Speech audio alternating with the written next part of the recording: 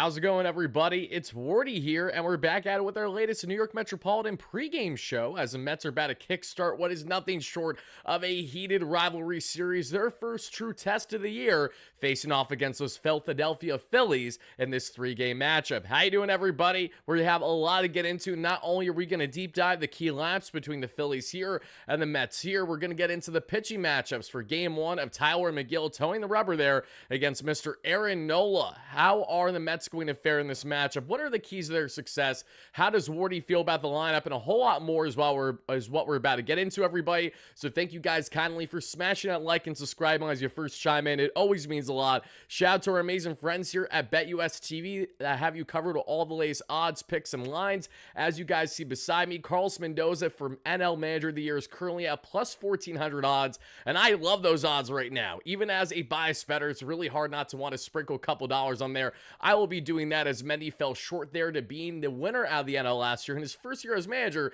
to Pat Murphy and the Brewers. Love what Mendoza has done so far as a manager, and I'd expect that to continue. So love this play here from our awesome friends here at BetUS TV. Make sure to check them out. But folks, let's get a roll call to see who's here in the live chat right now. Then I'm going to answer plenty of your comments, questions, and concerns throughout this live show, leading us up to game time tonight between the Mets and the Phillies. How we doing, everybody? First and foremost as well, I apologize. I know the setup is a little different in the background. Your guy Wardy officially has a new office that we're setting up at the moment, and I'm really excited about it. I really love already the kind of layout that I'm going to have. It's going to be eerily similar to what you guys are already seeing, but I'm just going to have a little bit more space on my side and a little bit more breathing room, and hopefully less chances of waking up the little one, among other things. So again, guys, thank you kindly for smashing those buttons as you first chime in, and let's get the roll call going. How we doing, everybody? We got DMAC, great member. We got RZ, great member. How you doing? Mike, how you doing? James Carroll, how you doing? Great member. We got Schiffer, how you doing? We got D, great member. We got Chad O'Neill, great member. We got the polar bear himself in here. Tim Keen, how you doing? We got Chad, great member. Daniel Caps, great member. Going up the list here even more. We got everybody and your mother. Leo, great member. Richard, how you doing? Daniel Denny, Tommy Cutlass, love the name as well. Thank you guys. Come on, come on, everybody. Let's see. Swaggy's available to pinch hit tonight. Yes, he is. Exactly what I told you guys would be the case from last night's post-game show. I perfectly predicted it yet again. Not trying to brag, but all I'm saying is that was something that I felt we all saw from a mile away. With the way that the Mets are playing right now, they can warrant putting Brett Baty back out there to get a start at the hot corner, which is what he's gained for the Mets today. There is something interesting about tonight's lineup that I don't love on paper, but Carlos Mendoza has proved me wrong in more ways than one, many times already throughout his first year and a half there as Mets skipper, so I'm not going to judge too much in this one. And the Mets have a great opportunity tonight to absolutely continue to kick the teeth in on the same Philadelphia Phillies that they sent home in the NLDS this past fall. So very excited to get into this matchup. I absolutely despise the Phillies. You guys know that if you follow the platform here. I love the rivalry. As someone who resides just over an hour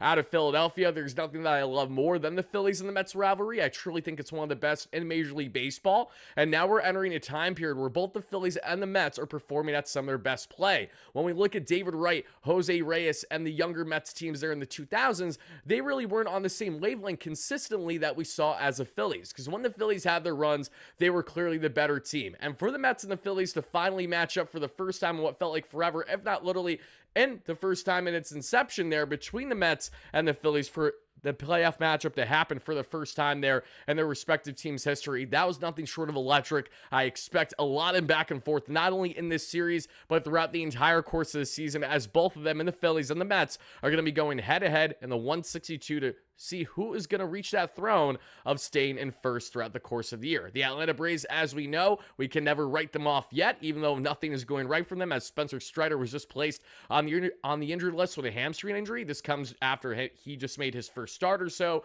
Therefore, the Braves coming back from Tommy John surgery. So for Strider, never wishing injuries, but the Braves continue to have their woes. They don't know when to tweet versus not when to tweet. Cue Ronald Acuna and not Luis Angel, because the younger brother is acting like more of the pro here, at least to begin this regular season. But enough of throwing shade where shade doesn't need to be thrown yet. We're only in April, everybody. Let's deep dive these laps and go on from there, everybody. And Schiffer, I appreciate that. Thank you again. Needed some more space. That was the most important thing here, and I think we're going to have a lot of fun with this setup. More room for me, your guy Wardy here especially. I'll give you guys just a sneak peek right now. We have a lot of room that we're going to fill. I'm going to fill all of this up. Have my frame that I'm going to put there. Have my Piazza jersey that I'm probably going to put right over here, depending on how it fits in the frame.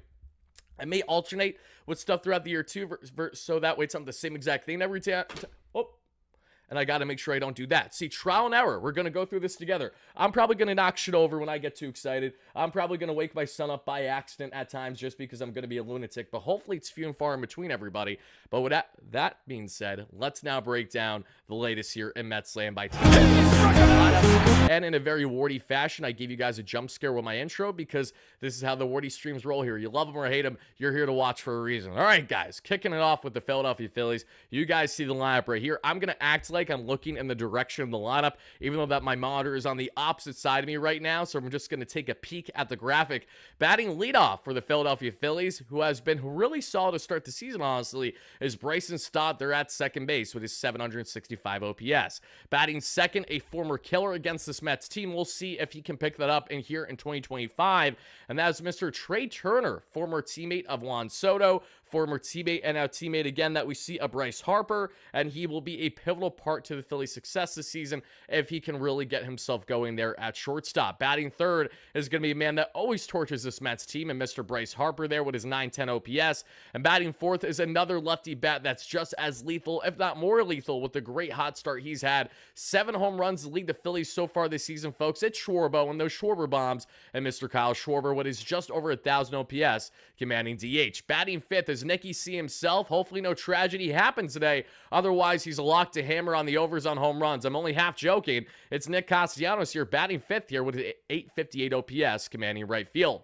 Batting sixth is going to be Max Kepler, former Minnesota Twin, now turned Austin Hayes replacement, and the quarter there for the Phillies, as Hayes was short-lived there after the trade deadline last year coming over from the Orioles, had a bad illness that derailed his second half of the season, and the Phillies were like, yep, that's enough. We don't need you anymore. They bring in the lefty bat Max Kepler instead there to command left field. Batting seventh is JT Realmuto. JT can always be lethal, one of the most slept-on players in the game today still, one of the most balanced catchers that the NL has to offer. Batting eighth is Alec Boehm. Babyface Alec might be 6'3", but he will always remind me as a baby. There's something about the fact, and maybe it's more so the fact that even when he's grown his beard out, it's been more on, like, truly more on the, like, the chin down. I just want to see Boehm have, like, a full face of facial hair, and maybe that'll change my mind, but he is truly one of the most baby-faced players in the league. Let's see if he acts like a baby, and which he has so far this year, because he hasn't swung like a major league batter. All it takes is a key series against our Mets, though, and we'll see if things change. Or wouldn't shock me, just because we know that the Mets can bring the best out of, especially rival bats at times, where, okay, Buddy wasn't hitting a lick all year, but now that he's facing the Mets, he's going to be batting, what, 2 to 3 hits every single game? Q Thomas to JC against the Cardinals the past couple days. I digress. Going on from Alec Boehm, batting ninth as a speedster, Mr. Johan Rojas there with his 806 OPS, commanding center field. If you're wondering where Brandon Marsh is, he's been riding the bench because he has not been off to a good start this year and is on the outside looking at in their rotation a little bit on the outfield front. Batting here for the Mets and lead off everybody, and I do apologize. Wait. Peen, I don't even know how to respond to that comment, my guy. What are we talking about here? Regardless, let's get back to the top of the line for our New York Metropolitans. Batting leadoff for the Mets, everybody, is Mr. Himdor, Mr. Smile himself, and Francisco Lindor with his 747 OPS. And hopefully we'll have another grand salami up his sleeve against the same Philadelphia Phillies team. And their bullpen at shortstop, batting second for the first time ever in a New York Metropolitan uniform, getting a first taste of a key rivalry in the NL East. No longer a Washington National, no, folks. Juan Soto's a Met, and Juan Soto is now going to look to do something that he has yet to do in his career, and that's to have one team sit comfortably in place with the most home runs that he has blasted against. To this point in his career, everybody, Juan Soto has a 3-way tie of 19 home runs for the most against one singular team. Tied for first place is the Atlanta Braves. Tied for first place is the New York Mets. And yes, folks, you guessed it, tied for first place is also the Philadelphia Phillies. It's time for Juan Soto to reach number 20, get to 21, get to 22, hopefully get to 30, hit 10-plus bombs this series, baby. Let's see what Juan can do.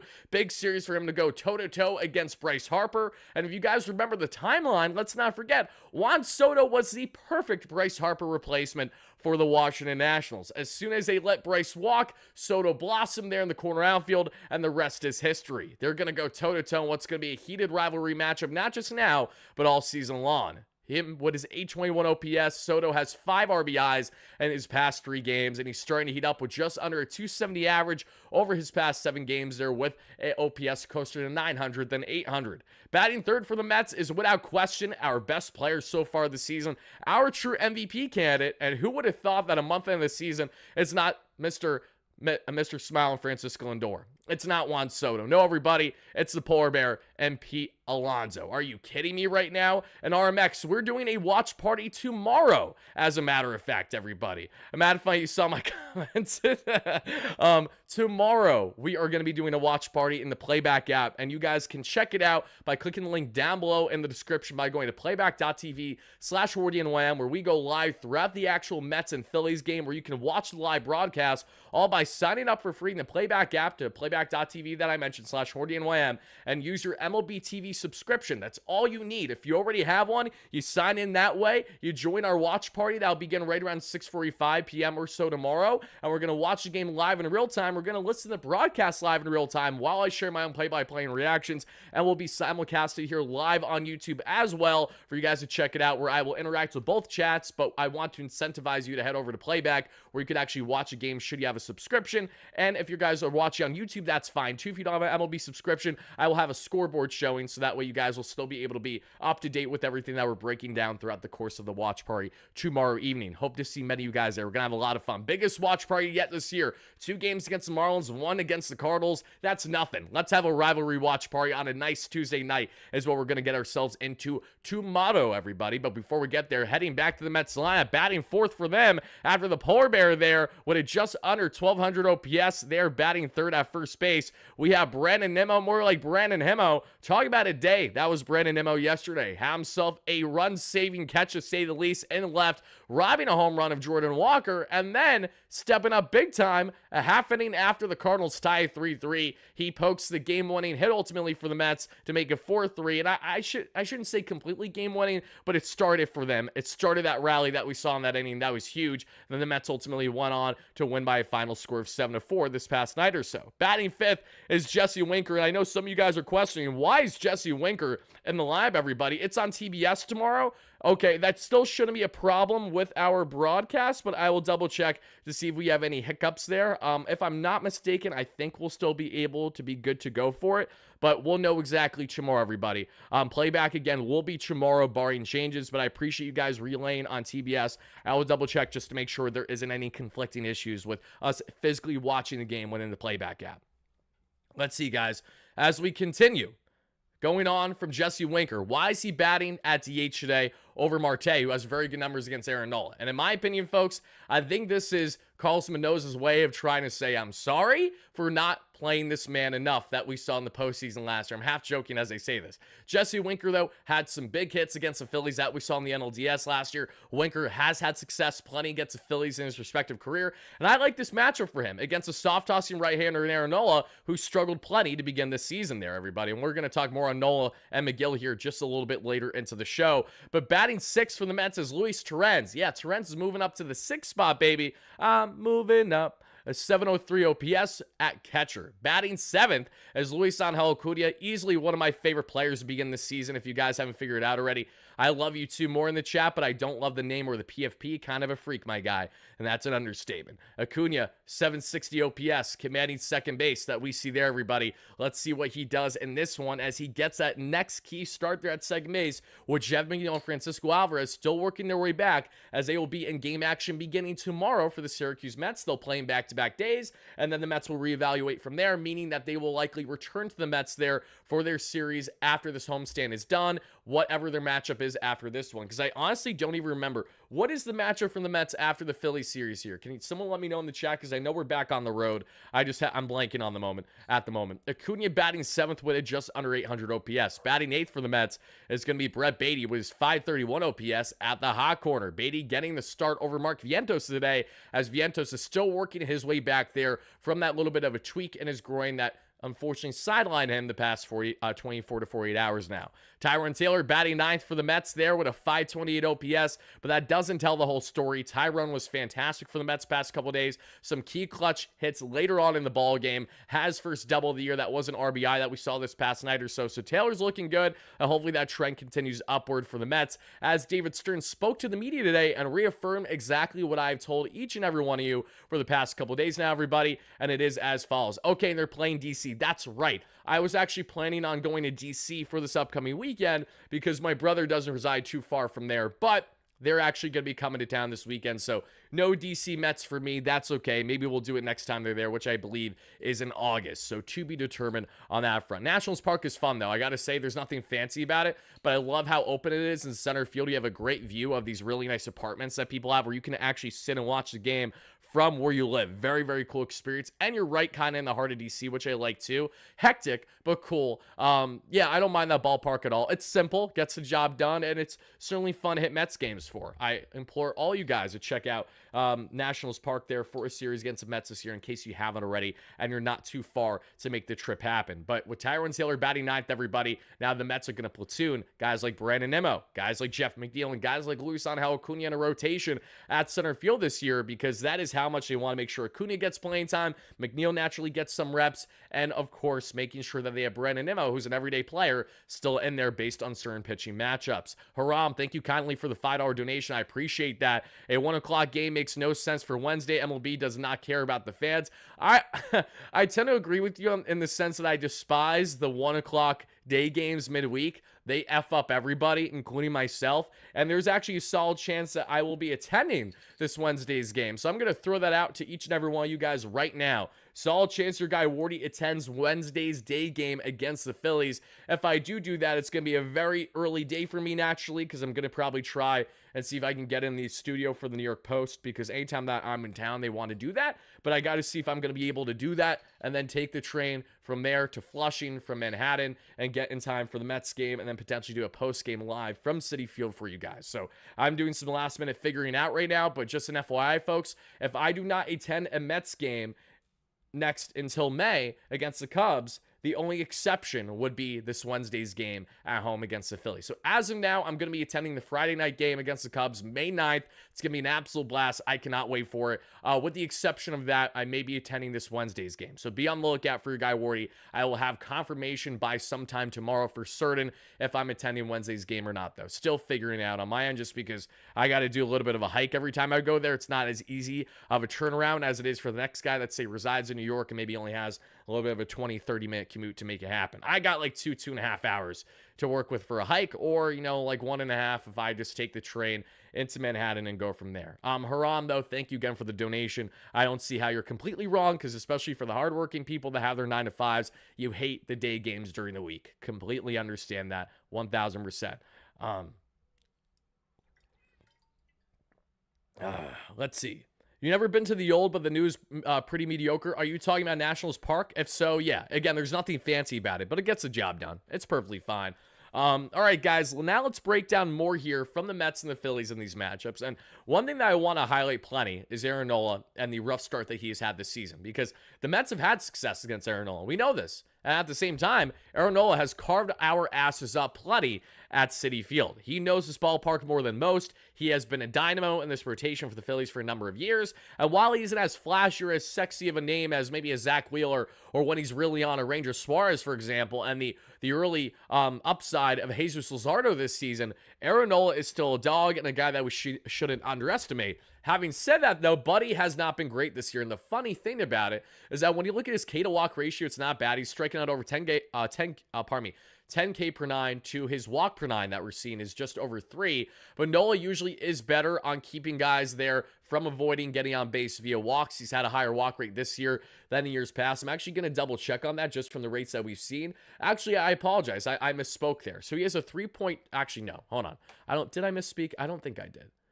I 100% am right. Okay, I was looking at McGill's stats for a second. So Aaron Nola this season is averaging just under a 4 walks per nine with a home run per nine as well, the highest that it has ever been in his career. He's averaging 1.66 home runs per nine. Last year was 1.35. The year before that was 1.49. Nothing drastic, but what is drastic is his walk rate. Nola's usually sitting right around at 2 walks per nine. He's done that in each of the last 4 seasons, where at worst he's been 2.26, which was last year, and at his best was in 2022 at a 1.27, leading to that big payday for him.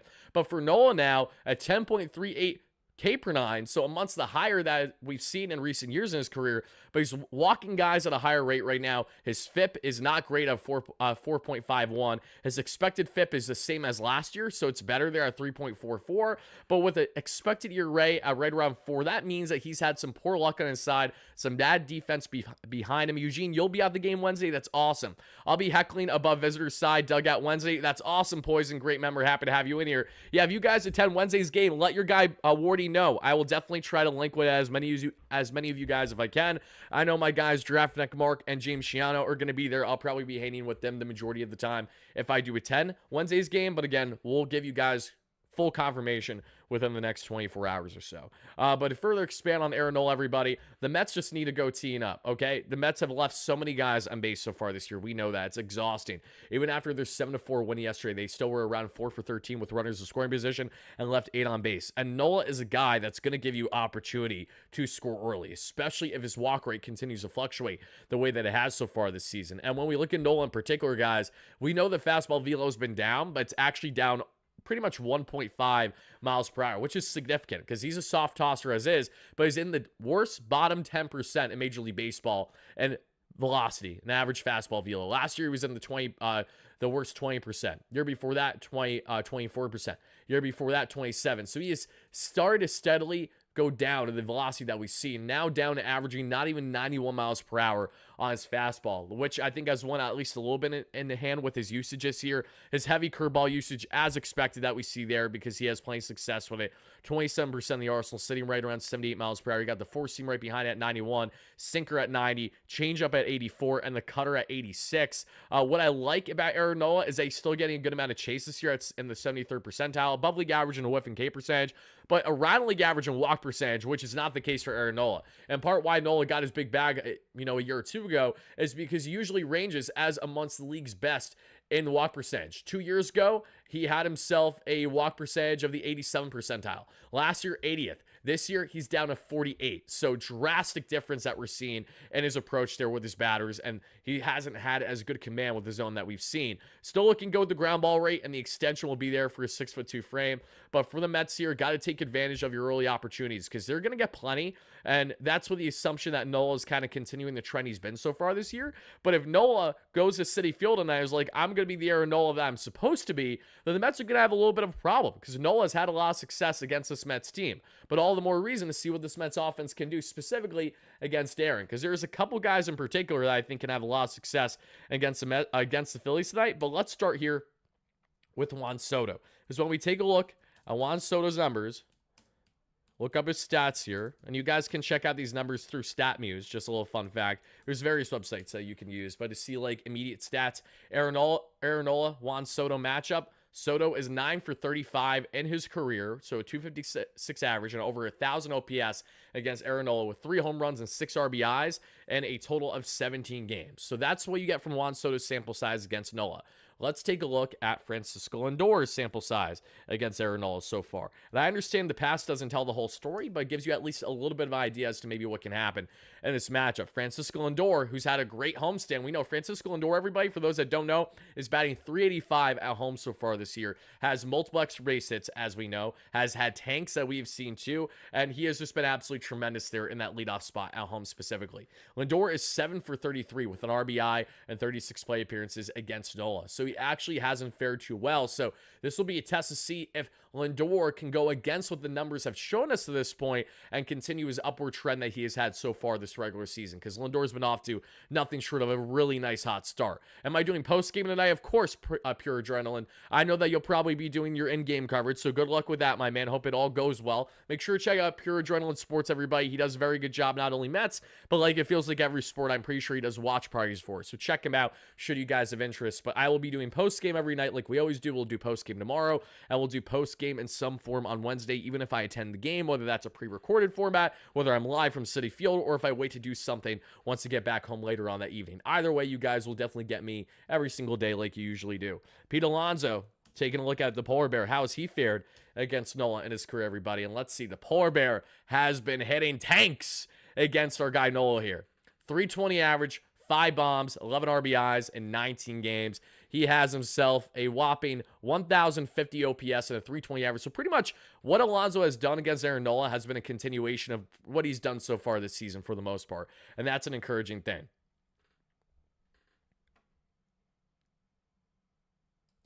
Now, Jesse Winker. Just take a look at Jesse, because I know Marte has good numbers against Nola, but how does Winker's numbers fare? Oh, I'm hyped about DK Metcalf. Absolutely. Whoever said that in the chat, it actually just disappeared. But whoever asked me about DK Metcalf as a Steelers fan, I am hyped for sure. So fun fact, Jesse Winker doesn't have good stats at all against Aaron Nola in 9 games. But he hasn't done anything outside of a home run. So it'll be interesting to see if Jesse Winker can go against his previous numbers as well, and if it'll make sense as to why Carlson Mendoza made the move, or should Marte have been more justified being live from the start. That's an interesting one. Now, guys, talking about Tyler McGill. This is a big test for Tyler McGill tonight. Like, massive. Far and away the biggest test McGill has had this season, because McGill has had some good outings and some bad outings this year in the sense of how he's went inning by inning. And this Phillies team is going to be relentless in the sense that they may just give you a boop and a blast without question not long into this ball game. And how does McGill recover if he faces early adversity? Because we know that Tyler McGill has had this trend where he's got himself in a groove, gone out of some jams, but then once we reach, say, the 4th, 5th inning or so, we find ourselves having an issue. A lot of times McGill has not been able to get out of his own mess, or he's walked a guy or two too much, and then bam, we bring in a reliever, and that's that for McGill's final line. Tyler, when he works, it's because he's touching 95, 96 plus on the gun. The velocity needs to be consistent tonight. What's going to be a nice night there at Citi Field, even though it won't be as hot as what it was there this past day there that we saw, or on Sunday or Saturday. Still important for him to have the velo working, to have that change working that we know, and to really utilize his mix balanced, right? When it comes to Kyle Schwarber and Bryce Harper, these guys are going to be looking at that ball out of McGill's hands like a beach ball today. It's going to be imperative for McGill to make sure that he not only attacks, but is wary that he's not throwing too much over the heart of the plate, right? We know that he's been susceptible to some haters. Be very wary on the sliders that he's utilizing against these lefties in particular. I would love to see McGill especially utilize that fastball up and away. I think that'd be great on especially guys like Schwarber. And in the case of looking at those breaking and off-speed pitches, just got to make sure you don't leave anything over the heart of the plate, because between Bryce Harper's 5 home runs in the first 20 games of the season and Kyle Schwarber with 7 home runs in his first 20 or so, these are the guys that are going to make you pay. And then you can't forget Nick Castellanos. He can always be a weapon there. You have to look at Bryson Stott at the top of the lineup. He's had great early success for this Phillies team. Alec Boehm, he's been off to a terrible start, but again, times are going to change for him for the better sooner rather than later, right? So who knows? It might begin as soon as this series. So there's a great reality that Mets pitching is going to get more exposed than it ever has been so far this season in this 3-game set, the same way that the Mets bullpen may get exposed more than it ever has before either. Daniel, I hope you hammer on that bet and you win big time there on Miguel 4+ Ks, because when we talk about the bullpen in particular, this is what separates the rest between the Mets and the Phillies most, because when we take a look at team pitching stats per Fangraphs right now, and this is live updated over the past 24 hours now, which is good, because when we look at bullpens in particular, everybody, the Mets currently stand with far and away, and I'm not even joking, folks, far and away looking the best. Not only do they have the best pitching staff in the WAR by almost a full win best than the next best team there with 4.5 total WAR out of pitching. But Mets are now top dog in WAR and bullpen right now, sitting at 1.7 with a 2.27 ERA. They don't have the best ERA in baseball per bullpen, but they have a top 3 on ERA, only trailing the Giants and the Padres. They have more value than both the Giants and the Padres, which means that the expected numbers favor the Mets even more than these other guys in the Padres and the Giants. And when we take a look at the Philadelphia Phillies, everybody, where did they sit in bullpen ERA? Second to last in the game right now after Jordan Romano got his tit slit after they had a 7-run lead there this past day, where they ultimately faltered to Miami in that finale or so. We look at the Phillies. They have a 5.81 ERA with their bullpen. They have a .3 WAR thus far. A bullpen that was carried last year in part with guys like Trevor Hoffman, Carlos Estevez at the trade deadline, Tanner Banks to a degree too, Matt Strahm. What did all these relievers have in common between the Mets and the Phillies last year? The Mets absolutely hit the shit out of them in postseason. It didn't matter what reliever that they brought in. The Mets were getting carved up left, right, and center from guys like Zach Wheeler and what we saw in Ranger Suarez. But as soon as they brought in the bullpen, the Mets went home run hitting. They did not give a rat's ass who it was. They were going teeing off like they're having their latest golf fest, and it was nothing for this Mets team. So now that Trevor Hoffman is a Toronto Blue Jay, now that Carlos Estevez, I believe, is a Kansas City Royal, and now that that bullpen has been shaken up a bit, that has been their biggest Achilles heel so far for the Phillies this year. So what does this mean when you have Aaron Nola game 1, when you have Christopher Sanchez game 2, when you have Zach Wheeler game 3?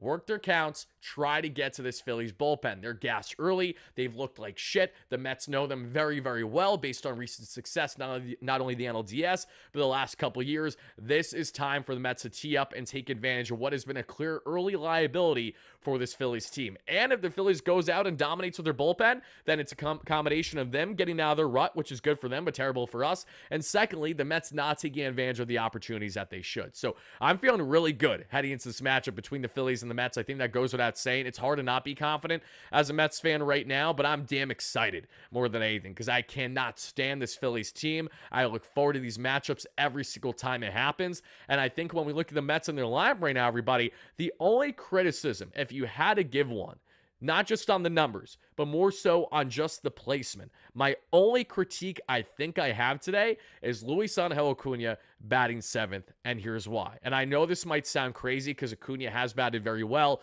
so the rightful argument right away, the perfect counter is, well, Wardy, he's batting really well. You might as well not have him in the 9th spot to try to maximize his opportunity. I get that, but at the same time, I think we've learned in recent games where we have seen Acuna batting more in that 9th spot, how perfect he is as a plate setter for the top of the order. You know, especially with how Acuna's game is, not as much known for the power, even though he's sitting just above league average in average exit velocity, yet he's sitting the 1 percentile barrel percentage, meaning Acuna hasn't barreled shit yet, but he's still doing well with his average exit velocity somehow, some way. And he's legging little infield dribblers to doubles because of how much of a weapon he is on the base pass. Why do I like him batting 9th most? It's because that way Acuna, who can not only work a walk every now and then, get on with a bunt single, get on with an opposite field double, he will perfectly sit up the top of the order for the offense versus having Brett Beatty. And I, again, no ill will with Brett, but Brett might be a ground ball merchant today, right? There's a reality where Brett doesn't hit a lick today and it wastes multiple opportunities that Acuna has on base.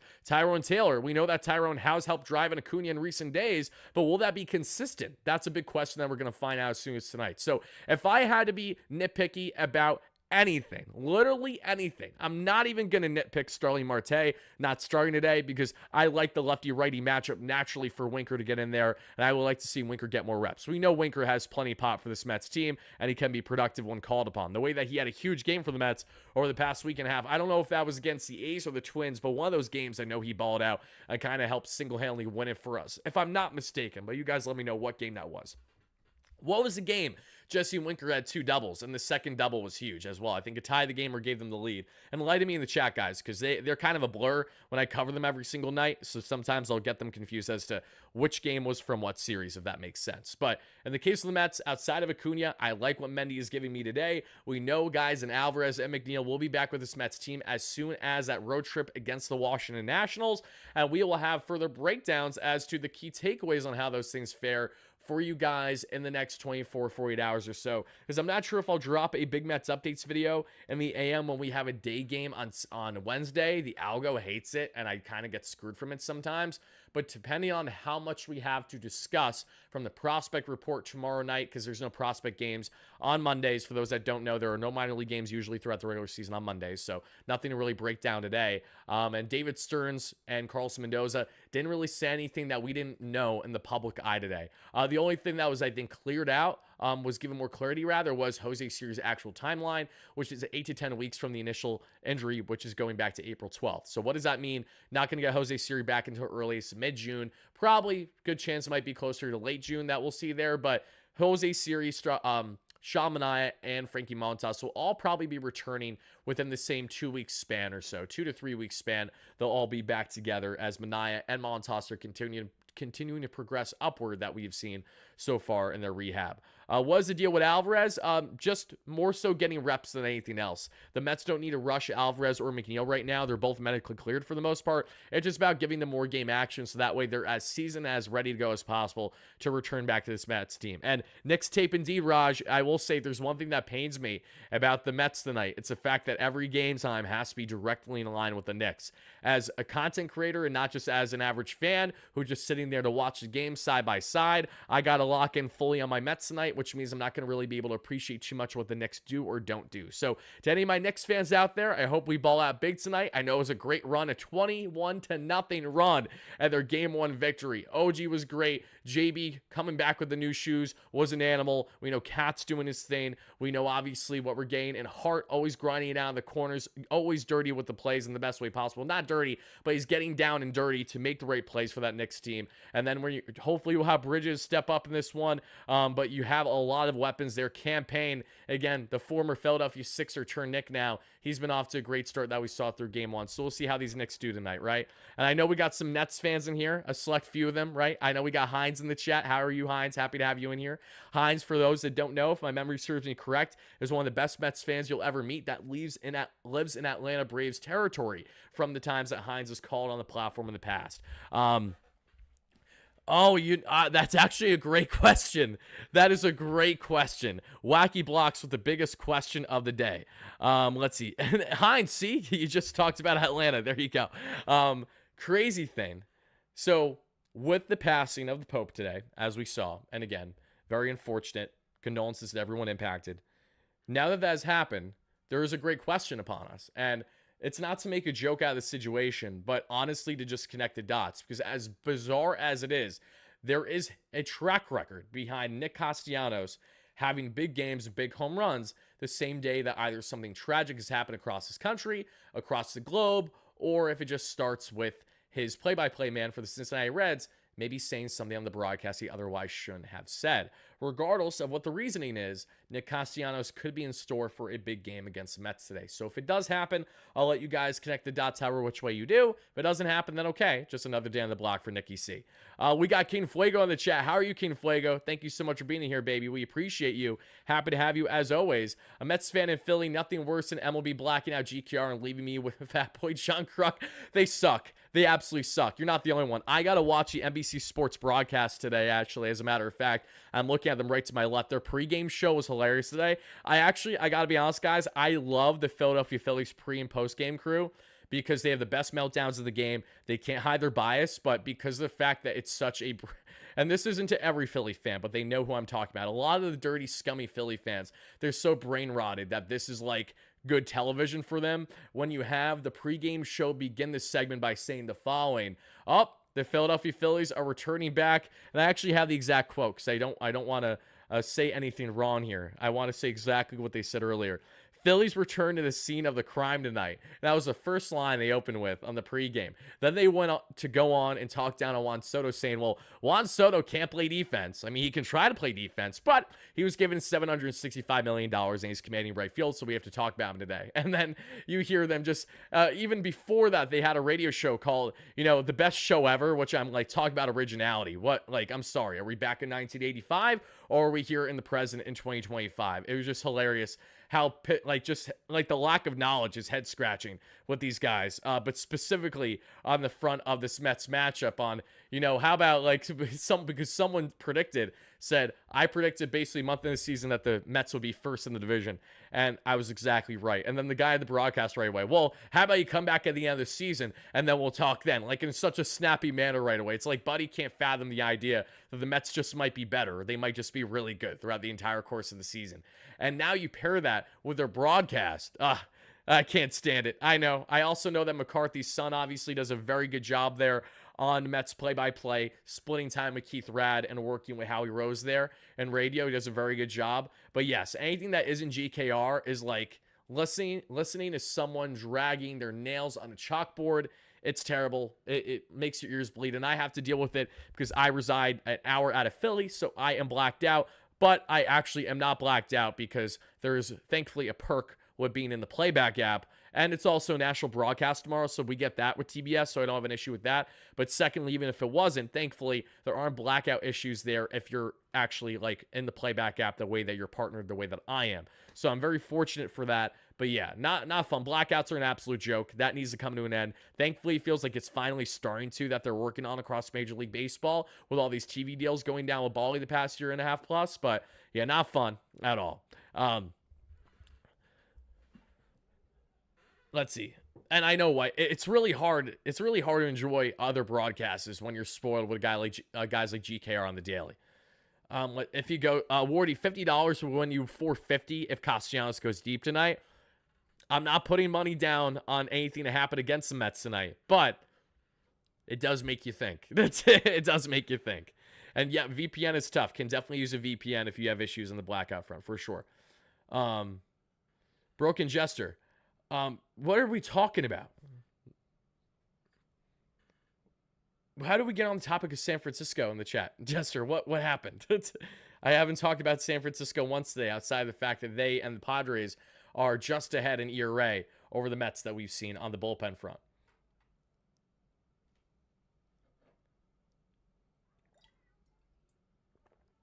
Hines, there are others that could be utilized probably, but that also is above my pay grade and for you guys to figure out and for me to not know about. The Phillies should have kept Hoffman. Hoffman wanted to initially get starter money, which went in hand with why he wasn't going back to the Phillies. And then he had a failed physical with the Orioles that he's still upset about. And that's why he's been doing everything he can to dominate for the Blue Jays, especially against those O's.